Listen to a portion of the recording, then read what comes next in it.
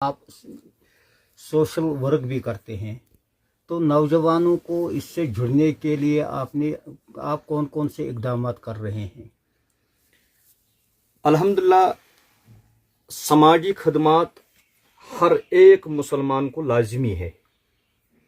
इन समाजी खदमात में एक खदमत ये भी है कि जो हमारे नौजवान ड्रग्स में चले गए हैं, उनको वहाँ से वापस लाना नॉर्मल लाइफ में, ये भी एक समाजी खदमत है। और अल्हम्दुलिल्लाह रब्बिल आलमीन, इस मुहिम में मैं बहुत हद तक कामयाब हुआ हूँ। बहुत सारे नौजवान जो जम्मू कश्मीर, पूरे जम्मू कश्मीर में बहुत सारे नौजवान हैं जिनको मैंने ड्रग्स से वापस लाया, नॉर्मल लाइफ के लिए उनको आमादा किया। ये भी एक समाजी खदमत है। लगभग कितने नौजवानों को आज तक आपने वापस लाया है ड्रग्स? बहुत सारे हैं, अल्लाह का फजल है। उनको काउंसलिंग की, क्योंकि मैं जो ड्रग्स में मुलवस है, मैं उसको विक्टिम की नज़र से देखता हूँ।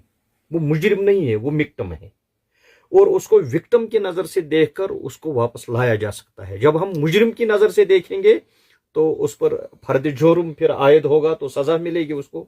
मैं उसे विक्टिम की नज़र से देखकर उससे समझाने की कोशिश करता हूँ, और अल्लाह के फजल से जितने लोगों को इस गांव में भी, अपने गांव में भी जितने लोगों को मैंने समझाने की कोशिश की, उसमें से 90% लोग वापस आ गए। बहुत सारी यतीम बच्चियां हैं, यतीम बच्चे हैं, उनकी शादी में भी मैंने पहल की। यानी समाजी खदमात जो है उसमें मैं पेश रहने की कोशिश करता हूं, और यहाँ के नौजवानों को भी इफरात और तफरीत के बगैर समाजी खदमात में पेश रहने की तरगीब देता हूं।